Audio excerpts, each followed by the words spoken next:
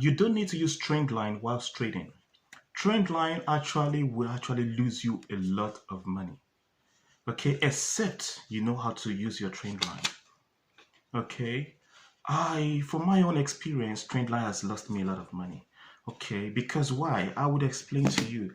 Trendline actually gives you a false vision, and by the time, so not Trendline. If you don't know how to use your Trendline correctly, if you know how to use your Trendline, fine.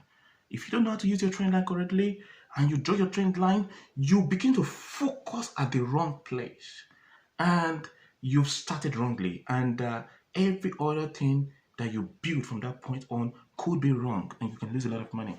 But instead of your trend line, substitute your trend line for your support and your resistance and just wait.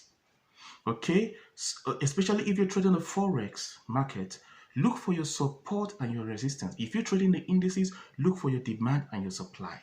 Okay, so for the forex, for the GPUSD, Euro USD, just wherever you see the wicks actually, especially on the 15 minutes and the 1 hour, where you see the wicks actually touches and comes back over 2 days or 3 days, just draw a line across the major places. Okay, so you call that actually the support and your resistance, and you wait. Don't draw your trend line yet. If you draw your trend line, you could get it right if you're lucky, but if you get it wrong, then every other you will lose a lot of money. So your trend line should actually start from the first two places, the first two places that have been confirmed. It should not be within the day you actually trying to look for a trade.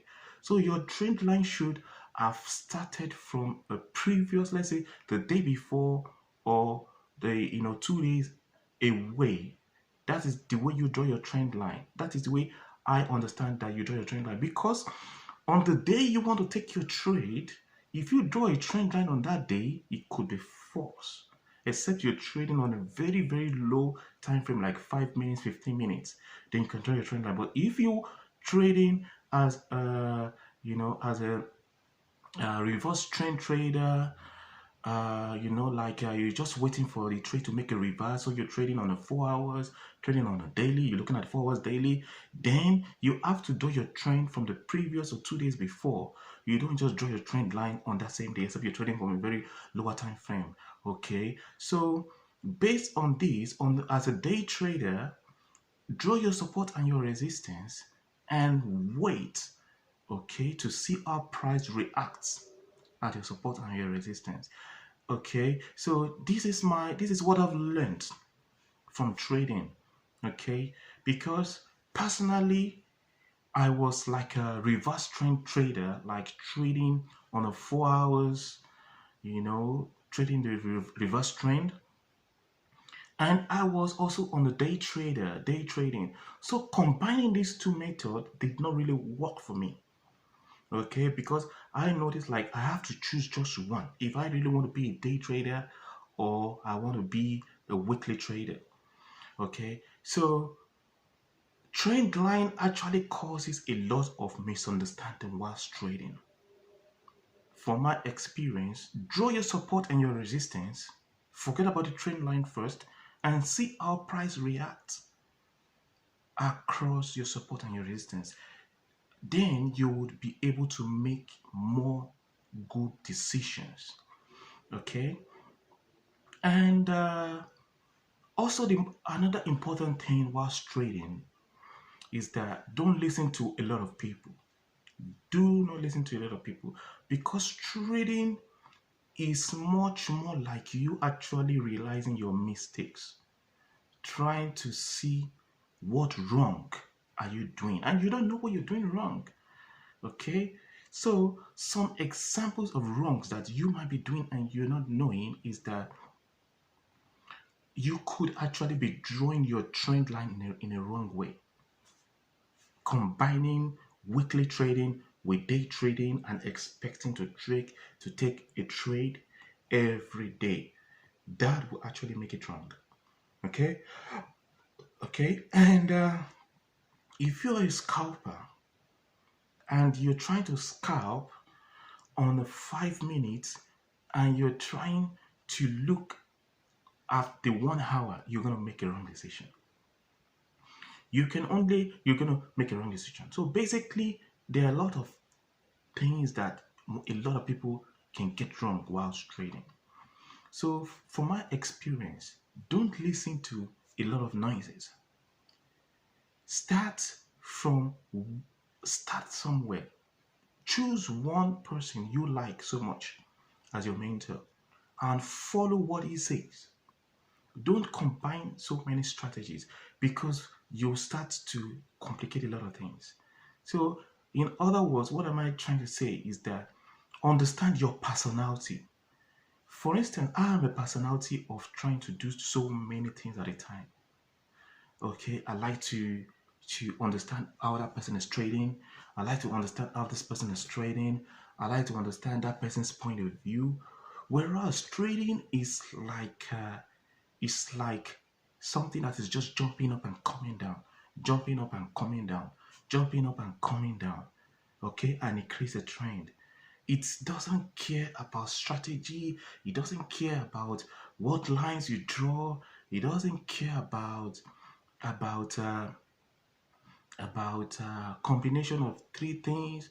It's all those kind of a trend line, kind of a you know RSI complicates one's thinking and makes one to look at to focus on different things. Okay, but if you look at it as something as simple, okay, what's it actually doing? It's going up, it's coming down. It's going up, it's coming down. Okay, when it went up, where did it come to? You're not that place. When it went up again, where did it come to? You're not that place. When it went up again, you where did it come to? It came further down. You're not that place.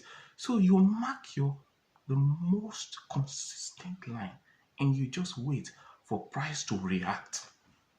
Okay, so this is my one a kind of experience or what I've seen in the market.